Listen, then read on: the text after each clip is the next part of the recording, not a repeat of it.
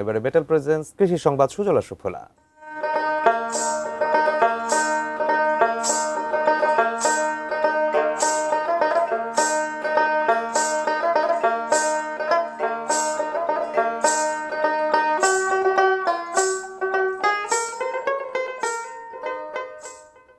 মাটি ছাড়াই কোকোপিট পদ্ধতিতে বাণিজ্যিকভাবে চারা উৎপাদন করে সফল ঝিনাইদহের উদ্যোক্তা সাইদুর রহমান। নারকেলের ছোবড়ায় গজানো সবল চারা বিক্রি করে মাসে কয়েক লাখ টাকা আয় করছেন এই উদ্যোক্তা।